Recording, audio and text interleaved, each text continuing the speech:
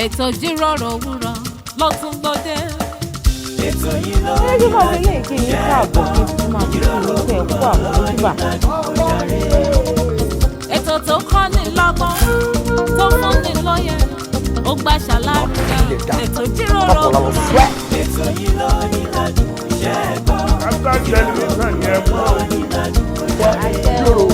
gbogbo ìkan pàtàkì láwùjọ lẹ máa bá níbẹ̀ gbogbo ohun tẹ́ fẹ́ mọ̀ nípa wọn ni wọ́n máa sọ. most of àwọn ọmọ tó wà talented tó ní ìlú àti láti ọ̀fà society.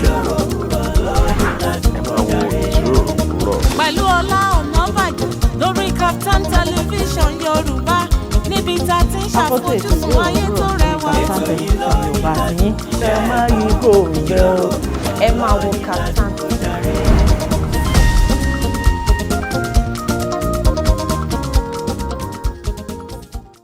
mo ní ẹ bá ń gbé ga ẹ mọ̀ bá mi yìn bàbá oníṣẹ́ ìyanu ni bàbá mi ẹ mọ̀ bá ń gbé ga ẹ bá ń gbé ga bàbá mi ọkọ mi olúwa mi ọlọ́run mi bàbá mi gbanigbani tá a sáyà ọ̀rọ̀ mọ́ oníṣẹ́ fàyà tí igi lẹ́yìn ọgbà mi. mo ní ẹ bá ń gbé ga òun ló ní mọ́ níṣó kí n má ṣe bẹ̀rù rárá ẹ mọ̀ bá yìn bàbá mi òun mọ̀ gbé ọ̀gá ni òun mọ̀ yìn ọ́ ni òun mọ̀ fọ́n rere rẹ lójoojúmọ́. mo ní ẹ bá máa gbé ga ẹ mọ̀ bá mi yìn lójoojúmọ́ náà ni màá máa kígbe orúkọ rẹ lójoojúmọ́ ni màá máa yìn ọ́ lójoojúmọ́ ni màá máa fọ́n rere rẹ nítorí pé oore rẹ nínú ayé mi àkàìkà tán ni oore rẹ lórí ayé mi kò lákàwé kò láfiwé ìwọ ló ní kí n máa nìṣó ó wà lẹ́yìn mi ìwọ ni igi lẹ́yìn ọgbà tèmi ìwọ ni ò ń dún tí àwa fi ń fọhùn jáde kábíyèsí olódùmarè ẹ bá ń gbé ga o ẹ bá ń yìn o ẹ bá ṣe bàbá mi pẹ̀lẹ́ o lójoojúmọ́ náà ni mo gbé ọ̀gá mo ti mọ̀ ń sọ ẹ̀mọ̀ bí n bá ti dé sórí ètò èmi ò kọ́kọ́ pé èmi ló mọ bàbá àgbàlagbà bàbá tó bá lórí ohun gbogbo àríró àlá arúgbó ọjọ́ àdàgbà mọ́ pààrọ̀ òye àdàgbà mọ́ tẹ̀ pa gbanigbani tí à ń sáyà ọ̀rọ̀ mọ̀ níṣẹ́ fàyà tí ẹkùn ọkọ̀ òkè ẹkùn bàbá láwálé bẹ́ẹ̀ náà ni kí wọ́n máa fi yẹn náà kí n máa fi kí yín kọ́ àmójúbà àkọ́tún ètò Ijiroro Owuro lọ́jọ́ tèmi lórí Startimes television Yorùbá tìyín orúkọ tèmi Ola Onabajo ayọ̀lúwa ṣe ọ̀nà fún mi aláṣàkẹ́tì yín gbọ̀ngàn tí ò kọ́ mọ̀ bẹ́ẹ̀ dẹ̀rẹ́ ẹ̀ tí mo pé tí a bá ti dé sórí ètò Ijiroro Owuro báyìí èmi nìkan kọ́ náà ni mo máa ń dé níbi àti èkejì mi náà lájọ dé sórí ètò lóore ní ó náà wà ń kalẹ̀ ó wà ń digbí ẹ mọ̀ nílẹ̀. àwa nìyẹn ó mọ ìgbà tí tó kọrin lẹ́ẹ̀kan tó fi ohùn goro yẹn tó fi kan sára sélédùà orin kan tó wá sí mi lọ́kàn ni pé mélòó ni máa rò nínú oore tí bàbá ṣe mélòó ni máa rò nínú oore tí bàbá ṣe. ó ní oore rẹ̀ máa pọ̀ ó ju yanrìn òkun lọ mélòó ni wọ́n rò àfi kí n ṣá máa dúpẹ́. oore rẹ̀ máa pọ̀ ó ju yanrìn òkun lọ mélòó ni wọ́n rò àfi kí n ṣá máa dúpẹ́. ọpẹ́ olórí àdá ìdátán. bẹ́ẹ̀ni. ní ìgbà tí ayé tó kún fún ewu jù. ìwọ àti wàhídì sàn kankan lẹ́ẹ̀kan pé wicked world la wà nísìn. bẹ́ẹ̀ni àsìkò ìgbà ewu gidigidi gan la wà nísìn. ọlọ́run wá pa wá mọ́ tilétilé ọba aláàbò olùtọ́jú wa àwa ṣe dánsákè fún yín ní wákàtí àtúndúpẹ́ ta tún rí ojúmọ́ mìíràn nílé alààyè lórí ètò Ijiroro Owuro tá a jókòó báyìí tá a lè sọ̀rọ̀ tá a lè lajú tá a lè ríran tẹ̀yìn náà sì lè rí wa ògo ni fáláwùrábí lókè ọ̀run ẹ káàbọ̀ sórí ètò náà lẹ́ẹ̀kan sí i Yetunde Adeyemi lórúkọ tèmi ọmọ Ondo òkè àgbẹ̀ àkókò nílé bàbá tó bí mi lọ́mọ èmi lọ́mọ àgbógbómọ̀jà ọmọ àtòrí ìlẹ̀kẹ̀ dólùkọ Ọ̀yọ́ ọmọ méjì káyẹ̀nà bí ọkọ dúdú yẹmí lórúkọ bàbá tó bí mi lọ́mọ lóńdó òkè àgbẹ̀ àkókò ọmọ Èkìtì ni wọ́n ti gbé mi ìníyàwó ẹ máa bá wa ká lọ lónìí bá ṣe júbà Ọlọ́run náà la júbà gbogbo àgbààgbà àti gbogbo àgbààgbà sọ̀rọ̀sọ̀rọ̀ àti gbogbo àgbààgbà lórílẹ̀-èdè Nàìjíríà nílẹ̀ Yorùbá pátápátá ẹ̀tún jẹ́ ojú wa ṣe láṣẹ Èdùmàrè ẹ má bá wa kàwé lọ́jọ́ tó ní. wọ́n ní ẹjọ́ ojú wa ṣe ẹ̀yin àgbààgbà tẹ́ wà lọ́ọ̀dẹ̀ ẹ̀yin àgbààgbà ní gbogbo orígun mẹ́rẹ̀ẹ̀rin àgbáláyé yìí ẹjọ́ ojú wa ṣe àwa ti júbà kíbà kó má ṣe hùn wá lórí ètò ìjíròrò òwúrọ̀ lóòrè ní àlejò wa náà tá a máa gbà lálejò òun náà ti wà ń kàlẹ̀ wọ́n ti wà ń digbí ṣùgbọ́n tó bá tó àsìkò ẹ̀ máa rí ojú tiwọn ọ̀rọ̀mọ̀ràn kékeré tí a máa fi ṣíra wa létí lóòrè ní òun ni a máa pe àkórí ẹ̀ ní ó dáa ká máa ṣera wa ní pẹ̀lẹ́ lọ́pọ̀lọpọ̀ gbà ẹni tó dáa ni pẹ̀lẹ́ ń bẹ o ẹni tó ti rí tó ti tójọ́ méjì ohun tó dáa ni tó bá gbé ẹ̀rọ ìbánisọ̀rọ̀ tó bá pè é lágbájá ó tójọ́ méjì o ó tójọ́ mẹ́ta o mo ní ń bèrè àlàáfíà ẹni o ṣàlàáfíà ló wà o ọmọ ńkọ́ ọkọ ńkọ́ o àbí ọmọ ńkọ́ ìyàwó ńkọ́ o kò dìgbà tí a bá ń dúró de pé tí lágbájá bá tó pè wá pé mo máa ṣàìsàn. orí mà ti ń fọ́ tààmù láti jẹrin. ìgbà yẹn la máa tó béèrè ara wa. àti pé ọ̀pọ̀lọpọ̀ ìgbà gan ló jẹ́ pé ọ̀pọ̀lọpọ̀ àìsàn tó wà lára èèyàn kò ń ṣe ń pé owó nìkan ló nílò. ọ̀pọ̀lọpọ̀ nǹkan tó ń ṣèyàn ó nílò ìfẹ́.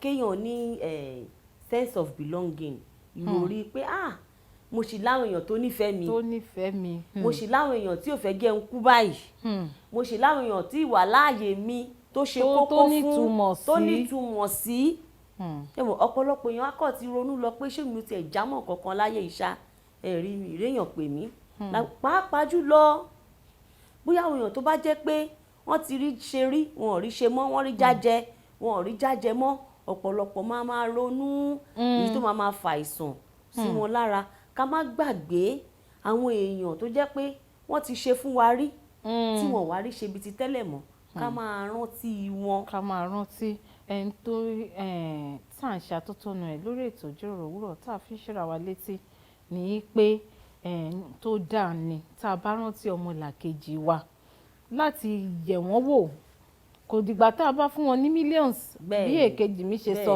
ẹlòmíì pẹ̀lẹ́ lásán bẹ̀ yẹn ó yóò ju oúnjẹ lọ. ọkọ ńkọ́ ọmọ ńkọ́ o. bẹ́ẹ̀ ni. tó bá yá akọ máa fi ṣe kọ́mẹ́dì ni o. ṣé kìí ṣe ẹ̀ṣọ́ọ̀kì ẹ̀ mo ti rí bàbá kan rí tí wọ́n sọ pé bàbá yìí ó lówó gan-an ní owó tó wá ní gbogbo àwọn èèyàn ti máa wò pé kí ni bàbá yìí tún nílò kò sí nǹkan tí bàbá yìí nílò gbogbo nǹkan tó nílò ló ní wọ́n fi bàbá lẹ̀ wọn ní èèyàn kan ò ní sọ pé bàbá ẹ pẹ̀lẹ́ o bàbá ẹ ṣé o wọ́n wá ní ọjọ́ tá à ń wí yìí bí bàbá ẹ ṣe lówó tó wá ní ọmọkùnrin kékeré kan ló wá ra bàbá ẹ wá fẹ́ ṣe ọjọ́ ìbí lọ́jọ́ tá à ń wí gbogbo àwọn èèyàn tí ń wá wọ́n ti ń kí dáàdi happy birthday sir happy birthday sir ọmọkùnrin yẹn wá ra ẹ̀bùn kékeré kan nípa dáàdi happy birthday o ló bá gbé ẹ̀bùn wá fún bàbá yẹn wọ́n ní bàbá yẹn bá wo ọmọ yẹn títí pé ọmọ kékeré ìwọ ló gbé ẹ̀bùn yìí wá fún mi màá dá ẹ lọ́lá eléyìí tó túmọ̀ sí pé pẹ̀lẹ́ wa lásán wọ́n dẹ̀ ní bàbá yẹn wá dá ọmọ yẹn lọ́lá tó jẹ́ pé ẹnu ya gbogbo àwọn tó súnmọ́ ó rán lọ ìlú òyìnbó máa kàwé dé gbogbo ibi tó bá fẹ́ kà á dé lórí ẹ̀bùn tí ò tó sílẹ̀ mẹ́wàá. mistake tá a máa ń ṣe nìyẹn ọ̀pọ̀lọpọ̀ èèyàn tó bá jẹ́ pé wọ́n máa ń gbà lọ́wọ́ èèyàn ni ẹni yìí ó lówó ó lọ́lá ó ṣe a máa fojú wo pé kí la fẹ́ fún tó máa jọ́ lójú ní nǹkan kékeré tẹ fẹ́ fún ẹni tó ń ṣe fún yín tẹ rò pé ó ti wà òkè yẹn ẹ̀yin náà ẹ fún lábẹ́ bó tilẹ̀ wù kó kéré tó kẹ wá wò bóyá kò ní appreciate ẹ̀ ẹ̀bùn lẹ̀bùn jẹ́ gbogbo ìgbà náà kọ́ lẹ́yìn náà máa retí pé kọ́ fẹ́ fún mi wọ́n fẹ́ fún mi ẹ̀yin náà ẹ náwó kò wá kí n ṣe ń pé ẹ̀bùn nìkan. bẹ́ẹ̀ ń là ń sọ pé pẹ̀lẹ́ ń bẹ̀ yẹn lásán. Dádì mo ní kínkín yẹn kújọ́ mẹ́ta sá o. Bẹ́ẹ̀ni mọ́mì mo ní kínkín yẹn kújọ́ òkè bí irú bàbá tó ń sọ yẹn ṣó lè jẹ́ pé lónà ni. Kó jẹ́ pé kó má ti ríyàn bá sọ̀rọ̀ bá ṣeré gbípè lásán pé àwọn dádì kẹ́kọ̀ọ́ tiẹ̀ lórí 5 minutes pẹ̀lú ẹ̀ lórí fóònù àbí 2 minutes pẹ̀lú ọ̀rọ̀ kan tí mo fẹ́ ẹ sọ lẹ́ẹ̀kan pé a kàn máa fi ṣe yẹ̀yẹ́ pé àwọn Yorùbá wọn bọ́ ṣe mú waste time lórí fóònù àwọn ọmọ yìí kọ́ ṣó wà ń bẹ́ẹ̀ ẹ gbé fóònù fún ara ẹ̀bùn ni o.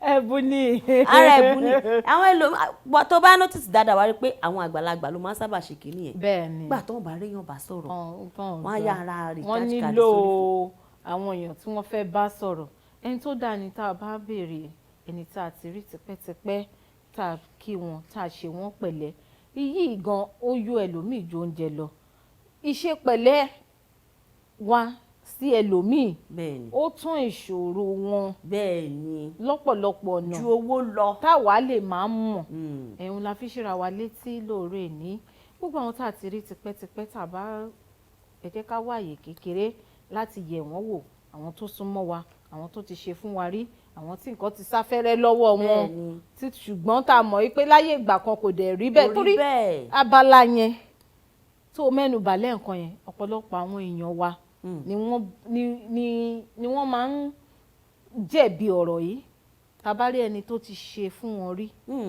tí nǹkan bá wá sáfẹ́rẹ́ ẹ máa wá rí wọn wọ́n máa firú ẹni bẹ́ẹ̀ lẹ̀ wọ́n máa desert ẹ̀ kò sí nǹkan tẹ́ni ẹ fẹ́ sọ tó fẹ́ mọ̀ sọ mọ́ kò sí nǹkan tó fẹ́ ṣe tó fẹ́ mọ̀ ṣe mọ́ kò wá tí ò da ni nǹkan tó yí fún wọn lénìí nǹkan sì tún lè tún wá padà tún wá dáa ju tàtẹ̀yìnwá lọ ìwọ fúnra rẹ gan wà nírànà wọlé mọ́.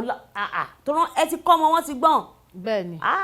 wọ́n máa dé torótoró ni àfihàn tó bá lẹ́mìí Ọlọ́run pẹ̀lú ẹ̀ náà a sì fọgbọ́n ṣe. bẹ́ẹ̀ni a fọpọlọ ṣe ẹ dákun gbogbo ibi tí ẹ ti ń wò wá tẹ ti ń gbọ́ pátápátá ní gbogbo ibi tí ẹ bá ti bára wa n tó dáa ni ká máa ṣe àwọn èèyàn wa àwọn ọmọlàkejì wa ká máa ṣe wọ́n pẹ̀lẹ́ kò di dandan àwọn tá a bá mọ̀ rí nìkan àwọn tá a mọ̀ rí náà tí wọ́n nílò pẹ̀lẹ́ wa ká ṣe wọ́n ní pẹ̀lẹ́ ẹ kú kalẹ̀ lọ́dẹ̀ ètò ìjíròrò òwúrọ̀ ṣì ń lọ síwájú orin wo ni ká lọ wò nílé ká fi fẹsẹ̀ rájò. ẹ jẹ́ ká wo orin sinmi ẹ jẹ́ ká lọ jó ẹ jẹ́ ká lọ jó sí orin ìsinmi kan àbí dùdùkẹ́ kódà èkejì mi ní ká lọ wo sinmi ká fi ẹsẹ̀ rájò ká fi gbé àlejò wa sórí ìjókòó tá a bá fi máa padà dé àwa àti àlejò wa náà lẹ́jọ́ máa rí ẹ kú kalẹ̀ à ń padà bọ̀.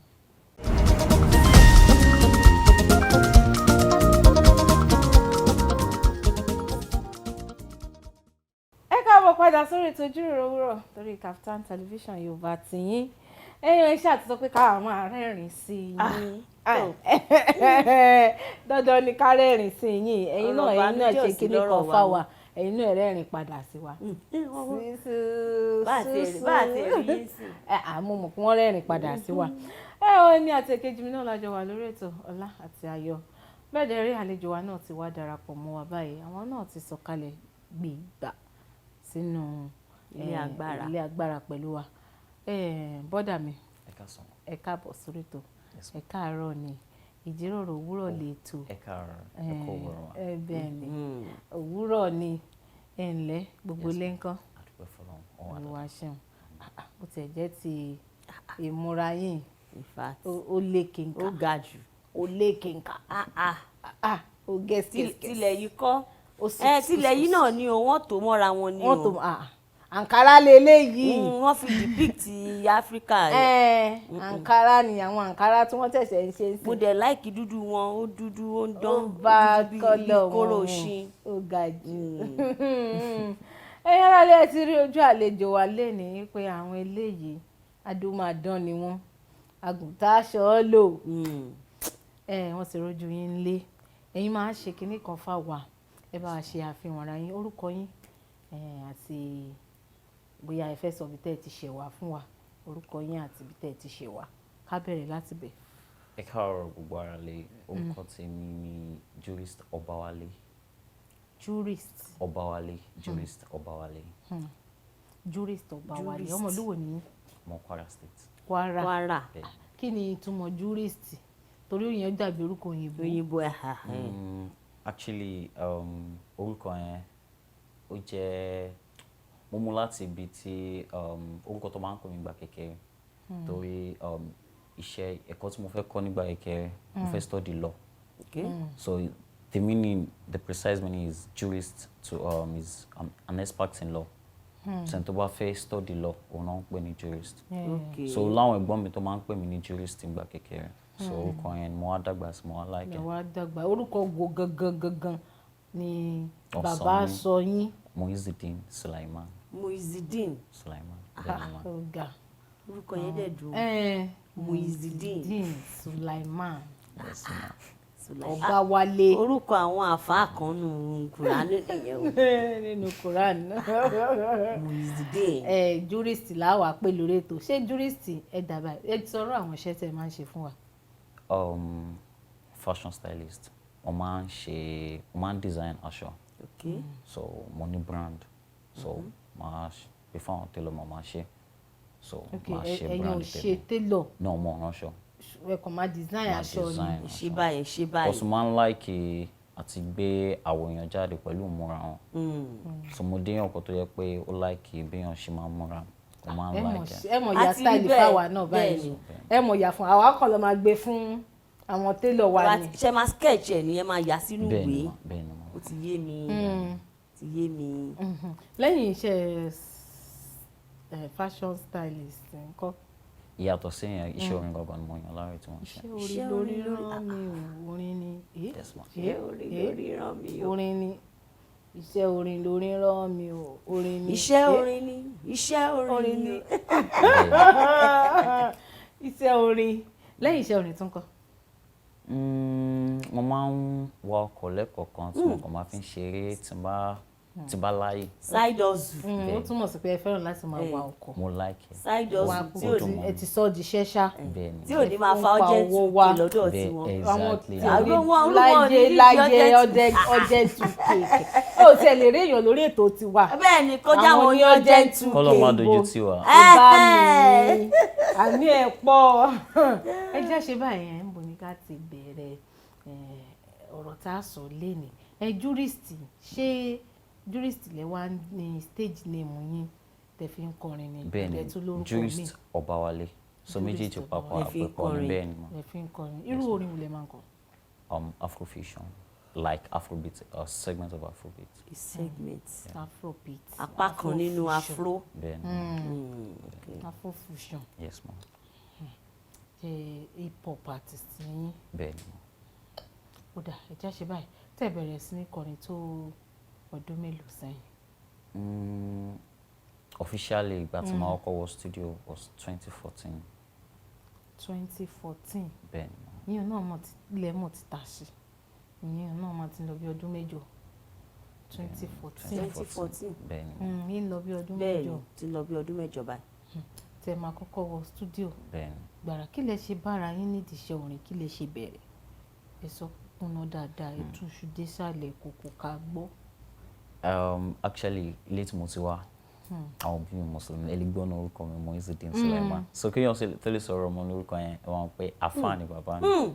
Màmá mi rọdẹ ni àwọn náà ẹlẹ́sìn ni wọ́n tó gbàgbọ́ yẹn. Àná kúnlẹ̀ àfáà wa ni. Àfáà wa sọ pé ó kọ́ ọmọ yìí. Muizideen ni ọmọ jẹ́. Àfáà wa ṣe mistake lọ́jọ́ yẹn. Wọ́n gbàgbé ké. Ọgbà kéke. Muizideen ni ọmọ jẹ́. Ọba ti fi Muizideen sí láti rẹ̀. Àwọn aṣọ owó Muizideen ni onígọ̀. Ẹ má bínú ẹ má sọ̀rọ̀ yín lọ. So àti ìpìlẹ̀ ṣẹ̀ṣẹ̀ kò ń ṣe pé mo yan iṣẹ́ orin láàyò. Kódà tó bá nígbà tí mo wà ní ilé ẹ̀kọ́ gíga pé máa ronú orin gan kò tẹ̀ sínú plan. Ṣùgbọ́n gbà tí mo dé SS2 SS3 ìgbà yẹn mo máa ń gbọ́ àwọn orin nice. Inú ilé tí mo tọ́ ti bí èmi tọ́ mi dàgbà orin tí bàbá mi máa ń gbọ́ ní Barrister, àwọn olóògbé Barrister, àwọn orin àríyọ̀, Wasiu Sodiq, àwọn orin táwa gbọ́ dàgbà nìyẹn. So but ìgbà tí mo wá school máa gbọ́ nice lẹ́ni gbọ́ Wandiko a gbọ́ P-Square, a gbọ́ Lámídé. Bàdó. Ṣùgbọ́n táwọn Lámídé jáde tí Wizkid náà kọrin gbà yẹn gbogbo gbà yẹn àwọn méjèèjì yẹn tó inspire mi nìyẹn. So ìgbà yẹn tí mo dẹ́sẹ̀ stage mo ti ń rò pé dáhùn kó mo ń like orin máa kọrin. Nǹkan lè wá class lọ́jọ́ kan mo rántí ọjọ́ kan tí ọ̀gá wa kan bi wá pé iṣẹ́ wo ni wọ́n fẹ́ ṣe tó bá parí school. Mo ò lè sọ cause ìbẹ̀rù wà lára mi cause bàbá tèmi náà teacher ni olùkọ́ ni wọ́n ní school náà kó tó kàn ṣaláìsí. ẹ ti mọ̀ pé wọ́n máa gbọ́ ọ wà pé ọ fẹ́ kọrin. Bẹ́ẹ̀ ni kó tó kàn ṣaláìsí so kò ní dùn mọ́ mi lẹ́nu láti sọ pé orin ni mo fẹ́ yàn láàyò so mo kí lè sọ so lọ́jọ́ kan tí mo kàn ṣáà fàyà sọ mo ní orin lèmi fẹ́ ó dà pé orin ni màá máa kọ pé mo fẹ́ máa rap ni. bóyá ẹ̀gbọ́n rẹ̀ sọ ní lọ́jọ́ bẹ́ẹ̀ ni mo ti mọ bó ṣe jẹ́ so àwọn akẹgbẹ́ mi nínú class wọ́n ṣàwọn mi pé ọmọ màálí mo fẹ́ kọrin kí ló mọ̀ ọ́nà orin tó fẹ́ ṣe o kọ orin Wasiu Sodiq o kọ àríyọ̀ rap ló fẹ́ mú o fẹ́ rap everybody ṣàwọn mi so mo kì í lè sàn lé kò tẹ̀ sẹ́yìn tó lè rìn mí níta gan kó lè sọ pé artist because mi èmi gan láyà àti wọ studio so until ìgbà tí mo wá gain admission sí Kwara State Polytechnic ní 2014 so ìgbà yẹn ní òkè mọ́ àrùn pọ̀ mo ti kúrò nílẹ̀ kò sí yàn tó lè sọ fún mi pé bákan. àwọn ti já freedom náà ti ń dé díẹ̀díẹ̀. gbogbo ìgbà yẹn kí tó lọ school náà mo ti ń wò pé kíkọ rí chance náà because mo ti máa ń kọrin mo ti máa ń record sórí phone mo kàn rí chance àti lọ studio so ìgbà yẹn ni mo wá dé school mo wá rọrẹ kan tó wá sọ fún mi pé mo máa ọ̀rẹ́ mi tàjọ máa ń sùn nílé ni so ló wá sọ fún mi bọ́bọ́ ìwọ wá lọ record ó kàn máa kọrin kiri fún wa nílé ìwé ni tó kàn ń dààmú wa tó kàn ń dààmú wa wá lọ wá record jàre ká tiẹ̀ mọ ọkọ tí o nílẹ̀ tó fẹ́ kọ bá a ṣe lọ nìyẹn o adẹ̀ record orin àkọ́kọ́ àtúpẹ́ fọlọ́. orin àkọ́kọ́ yẹn ẹ má bínú bí tẹ́ dé yẹn ẹ sì máa gbé láti bẹ̀ kí ni àkórí ẹ̀. Music in my mind. Music in my mind. pẹ̀lú pé ó tawọ́ tasẹ̀ ní. ẹ̀kọ́ díẹ̀ náà. dè ní olé ni mi ò drop orin yẹn. kí ló wá dé. mo kọ́kọ́ ni mo kàn máa ń perform in school àwọn èèyàn dẹ̀ like it ṣùgbọ́n mo ò ní òye pé báwo mo ṣe fẹ́ drop orin wà lè fẹ́ orin yẹn lọ tọ́sí orin yẹn gan ni mo kọ́kọ́ kọ so mo sọ nípa ọ̀sùn mi àti pé bí ó ṣe ń gbé mi nígbà yẹn. Music in my mind, music in my grind, music in me, they wanna block my way. God has blessed me for showing this way. They really want this to fade away. Lie, lie, lie, lie, lie, lie, lie, lie. Enemies are so you can't stop me now. Lie, lie, lie, lie, lie, lie, lie, lie, lie. Thank you, my God, for showing me, for showing me, for showing me. So ìgbà yẹn tí mo kàn ṣe orin yẹn mo rap sí náà ni. Oh God. ó ti dọ́là padà sí. So mo rap sínú orin yẹn gbà yẹn nǹkan tó inspire orin yẹn ni orin Tupac kan tí mo gbọ́ Dear Mama orin tó ṣe fún mama ẹ̀ so orin yẹn ó inspire orin yẹn tẹ́ bá gbọ́ mo ṣe kọ orin yẹn máa mọ̀ pé beat orin yẹn ni mo bá lọ so ìgbà yẹn èmi náà rap ni ṣùgbọ́n tó wá di 2018 mo discover sound mi. sound ti yín gangan gbé ọ̀nà mo ṣọ́ rí pé kò ń dáhùn pé kò ń ṣe rap gan rí because àti kọrin ó dùn mọ́ mi nígbà yẹn ó rọrùn fún mi gan ìgbà yẹn ní 2018 lẹ́yìn ìgbà yẹn kó tó dìgbà yẹn mo ti kọ́kọ́ ṣe fídíò orin kan tí mo kọ́kọ́ ṣe táwọn èèyàn fẹ́ràn sí ní school ìyẹn wọ́n táìtò mo táìtò yẹn kò sí yẹ̀lẹ̀yẹ̀lẹ̀. kò sí yẹ̀lẹ̀yẹ̀lẹ̀ kí ni yẹn ní kí ni kò sí yẹ̀lẹ̀yẹ̀. kò sí yẹ̀lẹ̀yẹ̀ ni pé like it's a rap song and it means no sluggishness like kò sí eré kò sí rìndìnrìndìn bẹ́ẹ̀ ni so àwọn èèyàn like orin yẹn gbà yẹn orin yẹn mo ṣe fídíò ẹ̀ mo rap ni o ti pẹ́ o. ẹ̀ra díẹ̀ tẹ́tí tún ṣe fídíò ẹ̀. mo ṣe ní. ìyẹn gan bóyá yẹn gan la máa lọ wò tá a bá fẹ́ kúrò ní abala yẹn. Assalamu alaikum fáwọn rapper tó bá dá lójú.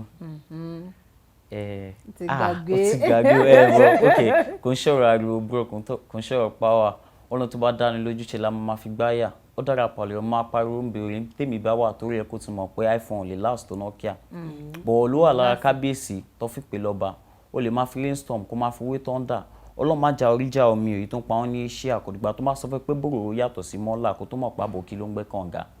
Bẹ́ẹ̀ni àbòkí ni. So nígbà yẹn àwọn èèyàn kàn láìkẹ́ mo pé ilẹ̀ Yorùbá wọ́n láìkì nǹkan tó bá jẹ́ origidity tó dẹ̀ jẹ́ pé ó ní tiwantiwa nú. Bẹ́ẹ̀ni. So bọ́ọ̀rọ̀ rap ṣe rí nìyẹn until 2018 mo wá discover sound mi.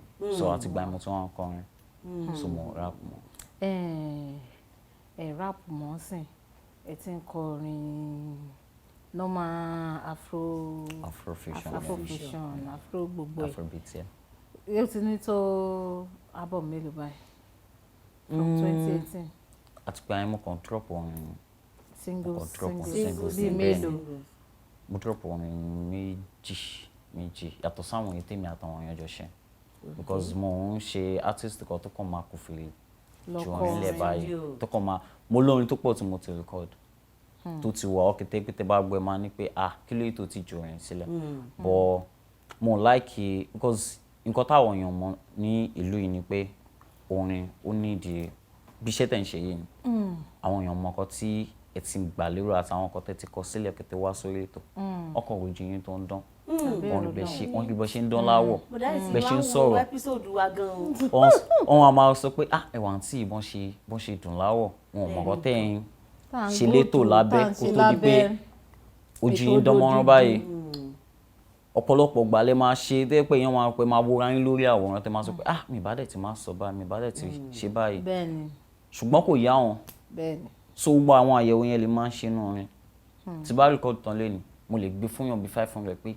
bá mi gbọ́ ọ̀rẹ́ mi báwo ló ṣe gbórin rí so ìyàtọ̀ sí yẹn orin ń ṣe orin tó kàn máa ṣe wà kàn ju orin wà kàn jù sílẹ̀ ò ní mẹ́kọ̀ọ́ lórí ẹ̀ so tó bá lówó láti fi push àti market orin kò sí point ó dàbí wasted effort ni and that is why everyone needs a label. Everybody is a label. Needs a label, like needs a label. Okay, needs a label. Okay. Yeah, like ẹni tó máa bá wọn push wọn tó máa fowó support wọn at least because I personally like that. I'm an independent artist. So wọn kò sí iṣẹ́ tí máa ṣe náà màá mi sọ pé náà ni. Túmọ̀ sí pé ròyìn báyìí gan-an ṣe ń wá lébẹ̀lì. Bẹ́ẹ̀ni. Àbí ẹ̀yin fúnra yín ní lébẹ̀lì ara yín. àbí gangan ní lébẹ̀lì ara yín. Lọ́wọ́ tí mo wà báyìí ọwọ́ Ọlọ́run ni mo wà. Ọwọ́ Ọlọ́run. So tàbá rí label tó bá rí lébẹ̀lì tó bá nífẹ̀ẹ́ sọ́n tó dẹ̀ understand bó ṣe máa push orin. Tí wọn kò ní jẹ́rú àwọn lébẹ̀lì àwọn kan tán ṣẹ̀ṣẹ̀ pariwo ara wọn síta lọ́rẹ́ ọwọ́ Ọlọ́run ló wà. Ó fún mi lówó ó bá mi rìkọ́ọ̀dù ní. Ebi ń pa artist. Torí ìyẹn ló dẹ̀ wá pọ̀ jù ń tà ń sìn bóyá kò kì í sí agreement tó dán mọ́rán ni ìsọ̀rọ̀ yírọ̀ tó dán mọ́rán nìyẹn ò ní wa. So gbogbo àwọn kan ilé máa ń wò nù orin kí tó ju orin sílẹ̀ so kò ń tẹ́ mi lọ́rùn kan ju kíkan ní mọ̀kàn jọrin lẹ́mọ̀ ní owó àti push so ó dàbí wasted effort ni. Ó dà orin méjì tí ẹ sọ yẹn kí ni àkórí alákọ̀ọ́kọ́. Ìkan mo mú bọ́tìn. Mo mú bọ́tìn. Gbogbo èèyàn dẹ̀ ló ní mo mú bọ́tìn. Orin ìfẹ́ ni. Ìkejì àrídùnnú. Èwo lẹ ti ya fídíò àwọn orin nínú ẹ̀. Mo ṣe fídíò kankan náà. Fídíò wo ló wà nílẹ̀ tẹ́fẹ́ ká lọ wò nílé tá bá ti padà dé ẹ máa wá kọ ìkan nínú mo mú bọ́tìn àti àrídùnnú fún wa ọ̀ká sì kọ́kọ́ lọ lé náà ká lọ fi ẹsẹ̀ rajó. O fídíò kan tó wà online tí mo kò sí yẹ̀lẹ̀ ìgbà tí mo ṣe ń rap yẹn. Kò sí yẹ̀lẹ̀. Ṣé ó wà lórí YouTube? Ó wà lórí YouTube. Kí ni a máa wá? Kò sí yẹ̀lẹ̀. Lọ́wọ́ Jurist Obawale. Jurist Obawale. Kò sí yẹ̀lẹ̀ láti ọwọ́ Jurist Obawale. Kò sí yẹ̀lẹ̀ má lọ rìn díjú má lọ sun ẹgbẹ́ níbi gágágágágágá. Okay na okay. Ẹ ká lọ wọ ẹ ká fi fẹsẹ̀ rajó ńlẹ̀ tá a bá padà dé àlejò wa ṣì wà lórí ètò àti ẹ̀ máa gbọ́ ọ̀rọ̀ tó pọ̀ náà lẹ́nu wọn. Ẹ kú kalẹ̀ à ń padà.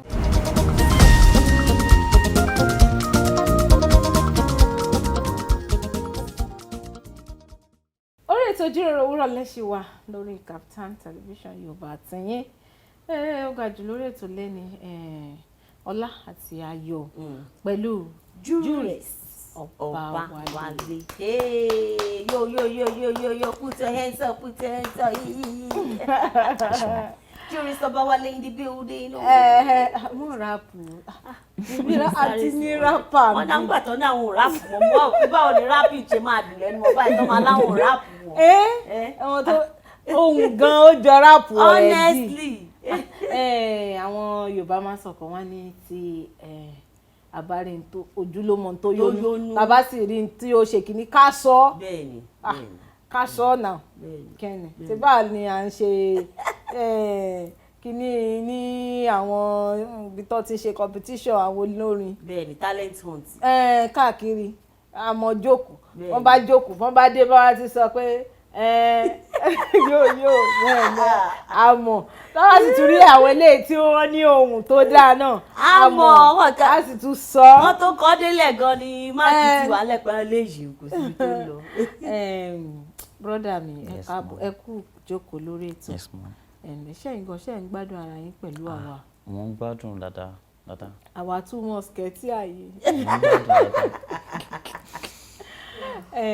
À ń sọ̀rọ̀ lọ nípa iṣẹ́ orin títọ́dọ̀ tìyín kó tó di pé a lọ sí ilé agbára lẹ́ẹ̀kan. Sọ pé orin méjì kan alákọ̀ọ́kọ́ Mumu Bọ̀tìn àti Àrídùnnú mo ní ẹ máa kọ Mumu Bọ̀tìn àbí ò lẹ fẹ́ kọ fún wa. èyí tó bá sọ ní tẹ́ bá ti ní kí n. ó yá ìgbà ó lẹ gbé Mumu Bọ̀tìn bọ́ta. nínú lockdown ẹ pẹ̀lẹ́. nínú lockdown bẹ́ẹ̀ni inspiration Mumu Bọ̀tìn dé. ẹ mọ̀ pé nínú lockdown yẹn kò sí ọ̀pọ̀ tó lè ṣe tó ṣiṣẹ́ gbà yẹn so mo kàn ń kọrin lọ́nu léńtẹ̀ mi so n bá dẹ̀ ti pọ̀ rẹ́ mi double face ó máa sọ fún mi óyá ẹ̀bẹ̀ ni ọmọ á ní kí n wá ìbejì ni wọ́n sọ ma ní kí n wá record so mo lè ṣe lọ síbẹ̀ a dẹ̀ ṣe Mumu Bọ̀tìn. ó yá ẹ jẹ́ ká gbọ́ Mumu Bọ̀tìn náà. Hard guy, until I met you, girl, I loyal die. Fan black bad boy, until I met you, girl, I humble die. Waiting you give me chop, oh, girl, I know. You dey eye me bad like a shadow. Come follow me, go like a shadow. I get a job for you, my love, my daddy, reke. Don't leave me on that duvet. Oh my baby, my love, my takasufe, yeah. Girl, now you get my Mumu Bọ̀tìn, yeah. And if you not there, I no fit to control my brain, baby. My Mumu Bọ̀tìn, yeah. Do me gently, babe. My Mumu Bọ̀tìn, yeah. Do me gently, baby. Mi ti dé lónìí my Mumu Bọ̀tìn. ó ti gbogbo ẹ̀ sẹ́ẹ̀tì sínú akínyẹmí brain.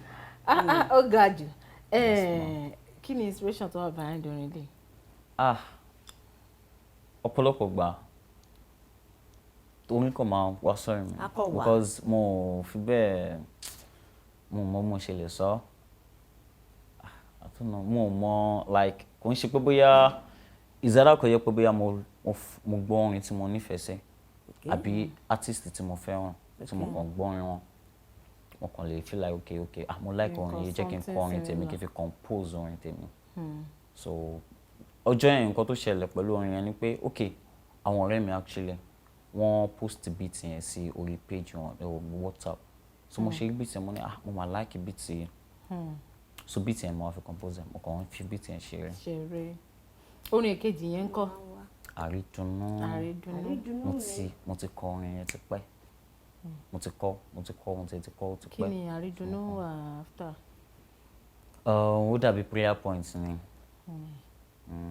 ó dàbí prayer point mo kàn compose mo kàn kọ́ níkọ bíi pé mo wá breakthrough k'Ọlọ́run dẹ̀ máa gbàdúrà mi. Àrídùnnú ni kò ṣe mí ọ̀ọ́yẹ̀. Ìbànújẹ́ má má jẹ́ tèmi Olúwa, àrídùnnú ni kò ṣe mí ọ̀ọ́yẹ̀ iyẹ̀yẹ̀yẹ̀. Ìbànújẹ́ má má dọ́dọ̀ mi Olúwa mi yeyeye. Kí bàbá mi kan jèrè mi, kí màmá mi kan jèrè mi, káwọn ẹbí mi kan gbádùn mi ọ̀yẹ̀. Àgbàdúrà ni kí bàbá mi kan jèrè mi, kí màmá mi kan jèrè mi, káwọn ẹbí mi kan gbádùn mi ọ̀yẹ̀. Àgbàdúrà mi, breadwinner of the family, ṣe péyàn ni bàbá mi lé, I hustle just to get billy, k'Olúwa ṣínà bùkún mi. So ṣé mo nǹkan kan tí mo rí ni pé treat rap yẹn ó sì ó jáde sì jáde díẹ̀ nínú àwọn orin yẹn bẹ́ẹ̀ni ẹ kàn sọ pé ṣé mo pé mo sọ fún pé orin tí mo kàn sìn mo ti kọ́ tipẹ́ bẹ́ẹ̀ ni so kódà ọ̀rẹ́ mi kan tó máa ń sábà wà pẹ̀lú mi ó sọ fún mi pé kí n change verse yẹn but àtùgbà tí mo ti record ẹ̀ mo ò ṣe record ẹ̀ gan nísìnyí mo drop ẹ̀ ní afterwards mo drop mo mú button because mo feel like pé ó ti wà náà orin tó ti pẹ́ so gbọ́n orin tí mo wá ń ṣe ń sìn mo fẹ́ kó máa because mo ti evolve in my sound nǹkan yóò ń grow sí mi. bẹ́ẹ̀ni sọ̀rọ̀ mi Agbọ́láhàn òun ni àjọ máa ń wà gbogbo gbà òun ló sọ fún mi pé lọ change verse orin rẹ̀ jàre mo pé ó ti kọ́ ó ti pẹ́ so mo wá change second verse yẹn mo wá fi relate pẹ̀lú nǹkan tó ṣẹlẹ̀ ní October after lockdown October 20 tó gate yẹn so mo wá relate sí ọ̀rọ̀ yẹn ní second verse mo wá fi change second verse but first verse mo fi lẹ̀ bó ṣe wà first verse yẹn ó dẹ̀ dùn ó dùn dáadáa ó dùn Ọlọ́run á máa ràn yín lọ́wọ́ síwájú àti síwájú sí Jurist Obawale kí lẹ ṣe tún tí a sáré sọ̀rọ̀ nípa fashion stylist díẹ̀díẹ̀ kí ni ẹ ṣe tún bára yín nídìí à ń ṣe fashion stylist. Should I say loneliness or just I feel creativity, Sha? Because sometimes when you are alone, most of the times, like I've always been hustling. Mo dé sílẹ̀ Èkó ní 2016 pé mo fẹ́ máa gbé Èkó gangan. Láti Kwara State. Láti Kwara. Ẹ dá wá fúnra yín. Mo dá wá fúnra mi. Ẹ mọ̀ yan kankan. Mo láwọn ẹ̀gbọ́n l'Èkó. Ṣùgbọ́n mo fẹ́ gbọ́dọ̀ wọn because mo fẹ́ dáwà mo fẹ́ jẹ́ bí ọmọkùnrin. Kẹ́ lè hustle dáadáa. Kí lè mọ̀ nǹkan tí mò ń ṣe. Ṣùgbọ́n ìgbà yẹn náà kò ju pé jẹ́ ká lé owó ká wá owó lọ ká dẹ̀ push orin. Àmọ́ ní ta limit. So mo ṣe ń ṣe gbogbo tiraka yẹn. Mo jẹ́ èèyàn kan tó yẹ pé tí n bá fẹ́ jáde mo lè wọṣọ tẹ́ márùn-ún abẹ́mẹ̀fà bí obìnrin mo ṣe máa ń múra ń gbà mí. Ó ga. Máa kọ́kọ́ wo eléyìí máa ní mo like bí mo ṣe máa tó lọ pé bá pàdé mi á ní ọ̀bọ yìí máa bí mi mọ́ wàhálà ẹ̀ ti pọ̀ jù Gbọ́láhàn ó máa sọ wàhálà ẹ̀ ti pọ̀ jù no dey ask me nǹkan tó bá ti wọ ẹni kò wọ̀ aṣọ òun tẹ́ mi lọ́rùn pàápàá because mo máa ń fẹ́ look to my own taste tàbí káwọn èèyàn ṣàrí mi kan ní mo like bó ṣe múra so jẹ́ nǹkan tó wá wù mí tó máa pa why I think I can actually design something because àwọn aṣọ mi ti bá rí kò ń tẹ́ mi lọ́rùn láti wọ̀ so kí lè tèmi ṣe wá gbọ́pọ̀lọ́ mi sílẹ̀ kí n máa design máa illustrate so bí mo ṣe bẹ̀rẹ̀ branding mi nìyẹn so mo dẹ̀ pé ní help you get class wardrobe.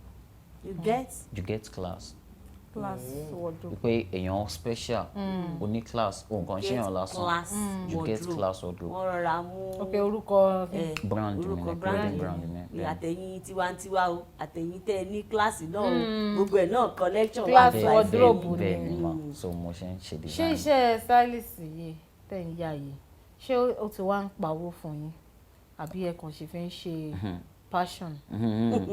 tó bá ń gbọ́ kókó ọbẹ̀ ló ìyẹn ló jẹ́ le bẹ̀. jù because inú orin fúnra ẹ̀ lásán tí ò ń ṣe pé yàn léèyàn kan tó ń tíyàn lẹ́yìn bẹ́ẹ̀ni tí ò sí lébẹ̀lì ó ń gba owó lọ lọ́wọ́ yàn bẹ́ẹ̀ni ká tó wá sọ pé aṣọ tẹ́ wọ̀ yìí ẹ̀ ń fúnra ẹ̀ kàn lè pété lọ́ọ̀ yín kẹ́ ni pé mo fẹ́ bọ́ká aṣọ orí bákan bó ṣe rí kó dẹ̀ bá yín ṣe bó ṣe rí ṣùgbọ́n ẹ máa kówó fún un kó tó ṣe ṣe wá wo ẹni tó jẹ́ télọ̀ tó fẹ́ máa ránṣọ káwọn èèyàn máa rà òun ló máa kó owó ibi iṣẹ́ mi ló ti ń rí owó sáwá kó èèyàn wá fi ṣe aṣọ kò tí wàá dá lójú bóyá àwọn èèyàn máa nífẹ̀ẹ́ sí style tó ṣe so nǹkan tó máa ń fa ìfàsẹ́yìn lórí styling business nìyẹn so tí mo lè ṣe design tó ń sìn àti ìta máa di ìjọ̀ngbọ̀n àwọn ọ̀rẹ́ ìgan gbá mi máa sọ pé bóyá aṣọ tí wọ́n jùjà wọn ò dẹ̀ ní mọ effort tó kó sínú so gbogbo kinní ẹ̀. òní mọ̀ pé style lásán ó rà á ni àbí lọ́wọ́ ẹni ìyá lásán tí ò tí ì dáṣọ. ọ̀tọ̀ ni pé kí n lọ ọjà kí n lọ ra material ọ̀tọ̀ ni kí n tó gbé dọ́dọ̀ télọ̀ àgbowó tiẹ̀ so èmi tèmi dẹ̀ gbé style mi sọ́kọ̀ lọ sílẹ̀ náà kò ń ṣọ̀fẹ́ so gbogbo iṣẹ́ tẹ̀ ń ṣe yìí ẹ̀bùn ni kò ń ṣe gbogbo èèyàn ló lè dúró síwájú microphone láti máa sọ àbí láti wájú TV ráwọn tẹ́ ń bá sọ̀rọ̀ ẹ dẹ̀ ń sọ̀rọ̀ inú yín dẹ̀ ń dùn ẹ dẹ̀ máa sọ Ọlọ́run á dẹ̀ máa dùn yín nú. wọ́n ti fọ́ wa létí gan tá a bá dé bí a máa pàrònú rẹ. bẹ́ẹ̀ ni àwọn ògbọ́n tí mo sọ fún àwọn ará ilé lẹ́ẹ̀kan pé ẹ sọ pé ká máa rẹ́rìn a gbọ́dọ̀ máa rẹ́rìn a sì gbọ́dọ̀ rẹ́rìn sí i yálà inú wa dùn inú wa ò dùn a máa gbé yẹn pamọ́ ni káwa ṣáà máa rẹ́rìn. so nǹkan tó wà níbi nǹkan tí èèyàn bá ní ayọ̀ sí nípa bóyá èèyàn wà passionate nípa ẹ̀ àbí ó jẹ́ talent ó máa dùn mọ́yàn àti máa ṣe so ìdùnnú yẹn òun lẹ́yìn fi ń ṣe nǹkan tó ń ṣe òun lèmi náà fi ń ṣe nǹkan tó máa ń ṣe tó ń ṣe pé bóyá mo ti ń pa owó kankan bẹ́ẹ̀ so mo kàn lè ṣe design kan sílẹ̀ máa kàn ṣe pamọ́ wáyé pé ok mo fẹ́ lọ fún interview àbí mo fẹ́ shoot video kan àbí mo lọ shoot mo fẹ́ lọ perform máa wá wọ̀ àwọn yẹn wá rí lára mi wọ́n sọ pé wọ́n máa like nǹkan tó wọ̀ yìí wọ́n ṣe wá sọ fún wọn pé ok I can style it so I can design it for you okay báyìí ló máa ná ẹ bring the money let me style it let me design it for you and then máa dẹ̀ ṣe fún wọn. ó túmọ̀ sí pé ẹgbẹ́ get it right. Yes ma'am. fúnra yín ẹ tún design fáwọn èèyàn àti bẹ́ẹ̀ni tẹ́ bá design tán ẹ lọ ra aṣọ yẹn ẹ gbé fún tailor fún wọn màá sọ fún wọn mo ṣe fẹ́ lélẹ́yìn. ó túmọ̀ sí pé láti being a designer ẹ dé finish product. Exactly ma'am. so ṣé ẹ ti ní showroom tẹ́ máa ń display àwọn products? No, actually online. Yes ma'am. so ẹ lè snap ẹ kọ́ gbé sí online. Exactly ma'am. ibẹ̀ yẹn ni change díẹ̀díẹ̀ ti ṣẹ̀ṣẹ̀ ń wọlé lórí styling ni àbí. Change díẹ̀díẹ̀ ṣá cause right now ṣá music mo kàn focus cause kò owó bẹ̀yẹn ò wọlé much so nǹkan tí mo kàn realize nísìnyí pé mo kàn lè máa fi orin mi máa fi push it for now so tí n bá fẹ́ shoot video bẹ́ẹ̀ ṣe rí mi nísìnyí tẹ̀lé tó bá rí appearance mo lè sọ pé aṣọ tó wọ̀ tó bá rí ní page mi wà á ti mọ̀ pé ok brand ẹ̀ òun ló design ẹ̀ fúnra ẹ̀. ẹ tí ẹ ti ká wá padà sí di music yìnyín náà ní bí ọdún bíi mẹ́jọ 2014 títí di àsìkò tá a wà yìí tẹ̀tí wá ń push music tẹ̀tí ń kọrin kí ni àwọn nǹkan tẹ̀tí bá pàdé pé àbí àdójúkọ. àdójúkọ yẹn náà ni most especially label àti ìdàgbàsókè ọ̀pọ̀lọpọ̀ gbà bí ẹ̀mọ artist tí o ti léyàn kan tó ti believe nínú ẹ̀ tí ò nígbàgbọ́ náà pé orin ẹ̀ ti ẹ̀dùn àbí bákan ju àwọn tó bá wà lágbègbè tó wà lára ẹ̀dẹ̀ náà lọ àwọn náà ń fúnyàn ní pé boy mo believe nínú ẹ̀ lọ ṣe àwọn gbogbo ló yẹ kéèyàn máa sìn gẹ́gẹ́ bí ọlọ́run èèyàn because àwọn náà ń fúnyàn ní motivation. bẹ́ẹ̀ni. ẹ mọ̀ pé àwọn kan bẹ́ẹ̀ ṣe wà lórí tiwọn ẹ̀yin náà máa fi máa ṣàpèjú ẹ̀ because ẹ̀yin náà dàbí role model sí mi. àwọn kan wà tẹ́ bá ti wà pé fẹ́ ṣe program báyìí wọ́n á ti jókòó sílé pé no àǹtí mi ló ń ṣe ẹni yìí mo nífẹ̀ẹ́ ni so àwọn gangan ló lólùfẹ́ yín. bẹ́ẹ̀ni. so àwọn tó wá ń sọ fáwọn pé bro I feel that your song you get talent àwọn yẹn gangan àwọn náà fún wa ní moral àwọn náà jẹ́ ká lọ máa kọrin because àti máa pọ̀ wọ́n bẹ̀. so ìdojúkọ tó wà nínú ẹ̀ ni pé ẹlòmíì tí ò mọ bó ṣe ń kọrin tí ò mọ kankan ó kàn lè gbọ́ ẹ̀rọ kan sọ̀kan kí lélẹ̀ nǹkan sìn kí ló ń kan sìn ẹ lè lọ kọrin show mi yẹn ó máa kọrin tán cause mo rántí ọjọ́ kan ìgbà tí mo ṣe ń rap mo fẹ́ perform níbì kan gbogbo àyìn ni mo kọ́kọ́ fi ń believe nínú sound mi ọmọ ìtẹ̀tí ìmọ̀ bó ṣe jẹ́ mo kàn ṣe mí kàn ṣáà so mo fẹ́ perform rap song mi mo wá lọ kọrin bẹ̀rẹ̀ èmi kò gba microphone mo kọ́kọ́ kọrin so gbẹ́gbẹ́ tó wà mí ti like sound ìgbà tí mo perform báyìí mo kàn perform rap song mi so ó dàbí pé mo disappoint wọn cause wọ́n expect kí n kọrin so mo wá perform tán ní show yẹn ní MC yẹn wá sọ fún mi pé bro you get voice now why you dey rap so gbà yẹn mo ti wá nírò ní pé àti àwọn ọ̀rẹ́ mi kọ̀ọ̀kan náà wọ́n á sọ fún mi pé baba be like say you go drop this rap o this singing ló pay o singing yìí ó dà pọ̀ ní voice ó dà pọ̀ ló dùn o so gbà yẹn mo wá ń train ara mi so ìdojúkọ tó tún wà ń bẹ̀ ni pé studio session ìyẹn gan gbowó lọ. owó ni. kẹ́ ẹ tó lọ ṣàwójọ ẹ máa gbẹ́mọ kéèyàn lọ ṣiṣẹ́ kó lọ ọ́zù kó lọ ṣàwójọ kẹ́ ẹ tó ṣa bóyá 30k jọ 50k jọ gbogbo gbà yẹn a ṣe ń rọrùn recording 20k 25k 30k 20k gan ó jowó ń gbà mí o ṣùgbọ́n sìn báyìí èyí tó kéré studio tó kéré jù ń sì tẹ máa tẹ̀fẹ̀ record bó tẹ̀ wá jẹ́ pàdé yóò mọ̀ yẹn wọ́n máa ní kẹ́ mú 50k o kó kàn record orin nìyẹn o wàá ṣe máa ronú pé báwo lè fẹ́ promote orin imagine pé mo lọ èèyàn wá kó 50k lọ record orin tán ó wá drop orin àwọn èèyàn kàn ń gbọ́ ó wá powó ń bẹ̀. Orin náà dẹ̀ ni àwọn èèyàn make millions bẹ́ẹ̀ ni níṣẹ́jú kan. ọ̀pọ̀lọpọ̀ wọn èèyàn àwọn artist wà ní ìlú mi bóyá US àbí nǹkan tí wọ́n sí Nàìjíríà àmọ́ wọn ò mọ owó ẹ̀ tí ẹ lè mọ̀ wọ́n mọ̀ ṣùgbọ́n tẹ bá rí owó tí wọ́n ń pa online ọ̀sán mọ orin wọn market.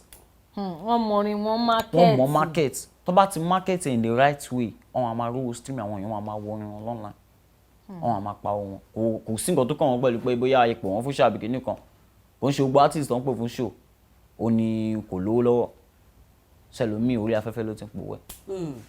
So àwọn ìdojúkọ tó wà fún èmi gẹ́gẹ́ bí artist tí ò ní label ẹ̀pọ̀ independent artist ni so èmi nìkan mò ń dá iṣẹ́ mi fún. Àdágbé àdáfà. Bẹ́ẹ̀ ni. Ọlọ́run fi rọ̀ yín lọ́rùn. Àmín Ọlọ́run á fi rọ̀ yín lọ́rùn. Ṣẹ́yìn wá wò pé even bẹ́ẹ̀ ṣe ń dá ṣiṣẹ́ yín fúnra yín ó tún pè yín in the sense that tẹ bá lọ wá label ọ̀sìn tẹ blow. Ó máa ní percentage. Label náà máa ní percentage tiẹ̀ tó máa gbà àwọn label míì dẹ̀ lélẹ́yìn. Àjẹfàjẹ má fẹ́ ayọ̀. Tẹ́ pé má fi ayọ̀. Tẹ́ pé wọ́n máa sọ fún ẹ pé 30% ní tiẹ̀ ò tí ó fara mọ́ 70% àwọn á sọ fún ẹ pé àwọn làwọn náwó. Àwọn náà dẹ̀ náwó tòótọ́. Wọ́n náwó àwọn làwọn ṣe. ṣùgbọ́n àwọn náà ní talent Ọlọ́run dẹ̀ ló fún ẹni tó ní talent. So irú yẹn ńkọ́ kí lẹ ṣe fẹ́ manage tí label bá ní 70% 70-30 o artist wọ́n ló ní 30 o 40-60 o. àwa máa ṣe awareness a máa ṣe promotion a máa ṣe advert a la máa san owó studio a la máa san owó fídíò tá bá dẹ̀ wò náà lóòótọ́. Bẹ́ẹ̀ni àwọn míì náà tún máa ń túṣu artist yọ àwọn míì tún máa túṣu artist yọ. dandan ni wọ́n gbọ́dọ̀ jẹ́ kí artist yẹn wà ní level tiwọn. ẹlòmíì torí ẹlòmíì fún àsìkò jẹ́ struggle jẹ́ kí n push ara mi tí n bá push ara mi. Àbí kí báwo ló ṣe rí lọ́dọ̀ tí. ní lọ́kàn tèmi kan tèmi máa rò normally èèyàn kan ò lè dá yí gbé ó dẹ̀ lè dá ṣe ó lè dá ṣe kò possible tó bá ń dá ṣe ó máa wọ̀ ẹ́ lọ́rùn so sometimes teamwork òun ló máa ń múṣẹ́ rọrùn. Teamwork. Àdúrà tó yàn kan máa gbà ni pé kọ́lọ́ ń gbóyàn kó ẹni tí ò ní nífẹ̀ẹ́ owó ju bó ṣe nífẹ̀ẹ́ lọ. Tó bá ju bó ṣe nífẹ̀ẹ́ lọ bẹ́ẹ̀ ni so tí ó bá jẹ́ pé torí owó ló ṣe sign ẹ̀ ó máa ga fún ẹ o. Ó máa ga fún ẹ. Ṣùgbọ́n tó bá jẹ́ pé ó like talent ó dẹ̀ believe ẹnu ẹ̀ ó wá ń gbàdúrà pé kó ṣáà tiẹ̀ lọ kó ṣáà tiẹ̀ blow kó di star tẹ́ pé nǹkan tó ń lé nìyẹn. Tó bá ń jẹ́ pé artist yẹn náà ń ṣe oníwọ̀bì èèyàn àbí ojú kòkòrò ojú èèyàn ẹ̀yin méjì lè máa jọ gbádùn. Kò sówó tó bá ná ó lè máa wá immediately o ṣùgbọ́n sùúrù pọ̀nù orin ẹ mọ iye label tó yẹ pé artist wà nínú ẹ̀gàn tó yẹ pé label tó jẹ́ pé ó jẹ́ style tá a mọ̀ tẹ́ pé artist ò blow náà wọ́n ṣe kó wọn náwó lórí ẹ̀ kò dẹ́ ṣe pé artist ò dá ẹ mọ artist máa record tó ń sìn àwọn label yẹn wọ́n máa pe àwọn A&R wọ́n máa wá gbórin gbogbo àwọn tí ó yẹ pé ìwọ gan o tẹ àwọn tó ń gbórin àwọn international artist wọ́n máa gbórin wọ́n sọ pé okay ẹ jẹ́ ká push orin at the end of the day wọ́n á push wọn ní ró so ẹ lè blame label but yìí tó sì ju orí ẹ̀ náà lọ́nà ni pé àdúrà náà ni kéèyàn fi tọ́ ọgbà so any agreement téèyàn bá má ṣe máa sign náà kó wọ́n ti lọ́ọ̀yà cause ayé ìsìn ó ti rọrùn gan tó bá ti pe entertainment lawyer tó ti ní entertainment lawyer tó ti mọ̀ ń pa ẹjọ́ wa bá mi wò wé yìí ó jọgbọ́n mi lọ wọ́n ní 30% wọ́n ní 20% máa ṣe. Ó ga jù lórí ètò lé ní ọ̀rọ̀ dẹ̀ pọ̀ tá a fẹ́ bá Jurist Obawale sọ ṣùgbọ́n àsìkò wa ń sáré bẹ́ẹ̀ ni ìwádìí ìṣẹ́jú sẹ́mi ní inú ilé agodo ṣùgbọ́n jáfẹ́lẹ́ yìí ká fi ìkẹ́sẹ̀ tó ń lẹ̀ ṣó ní àwọn nǹkan tí Jurist Obawale tó ń ṣiṣẹ́ lé lórí lọ́wọ́. Bẹ́ẹ̀ ni mo ń ṣiṣẹ́ lórí first EP mi lọ́wọ́. First EP ó dàbí album. First EP actually so bí gangan ni mo ń ṣiṣẹ́ lórí mo ti parí ẹ̀ gan almost so nǹkan tí mò ń sáré lórí pé ká tẹ̀lé change díẹ̀ kọ̀ọ̀kan ká fi ṣàràjọ. Ìgbà wo ló ń wò sílẹ̀ ń wò tẹ́ fẹ́ gbé jáde? Mo lè sọ. Track mélòó ló wà nínú ẹ̀?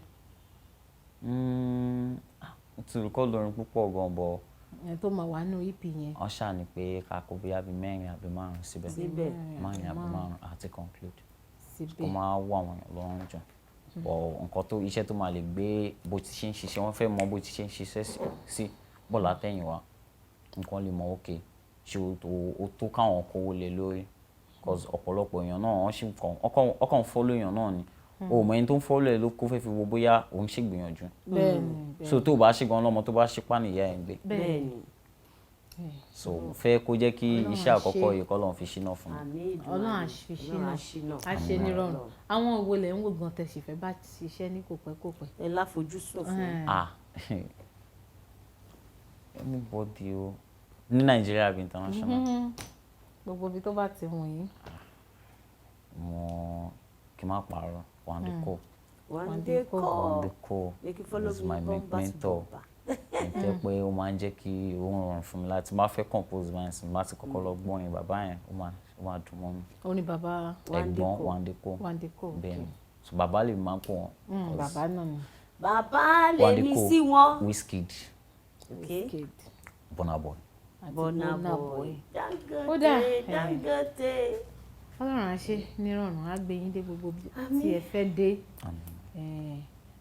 Then torí àsìkò wa ti sáré àmọ̀ràn kan fún gbogbo àwọn tí wọ́n dàbí sí yín náà táwọn náà ń ṣe irú iṣẹ́ tẹ̀ ń ṣe àbọ̀ ṣẹ́jú.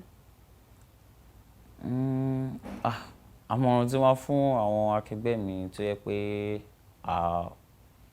àtẹ̀yí tó ti dàgbà jù mí lọ kọ́sì mi ò tẹ̀ tí dàgbà débi kankan bá kò sí ọ̀n tó mọ̀ mi àbíṣẹ́ mọ̀ mí ni Jurist Obawale náà pè mí. Tábàámọ̀ yẹn àní gbé yín wá sórí ètò Ijiroro Owuro. ok so àmọ̀ràn mi fún àwọn tètè mi àti àwọn akẹgbẹ́ mi ẹni tí tẹ bá ń ṣe ẹ má dúró tẹ bá rí pé ẹ ń ṣe bákan àwọn èèyàn fẹ́ yín lórí ẹ̀ àbí kò rọrùn fún yín ẹ tún gbìyànjú mi kẹ wá wò kẹ gbé síra wọn owó náà fẹ́ yín jù náà nǹkan tó rọrùn jù nínú anything tí èèyàn bá ń ṣe náà ayé yìí gbogbo nǹkan tó bá yẹ kó ṣe ó máa dáa kéèyàn máa ní dàgbàsókè lórí ẹ̀ tó bá ń ṣe nǹkan tó bá ní dàgbàsókè lórí ẹ̀ ó kàn ń ṣeré ni wọ́n ní nǹkan tó bá ṣe fún ọdún 10 tí o bá rí ìdàgbàsókè kankan jáwọ́ ńbẹ̀ má ti ṣe mọ́. Ọdún mẹ́wàá fọdún mẹ́wàá ní ọdún 10 tó ní dàgbàsókè kan bẹ̀ jáwọ́ ńbẹ̀. dákun jáwọ́ ńbẹ̀ lóòótọ́.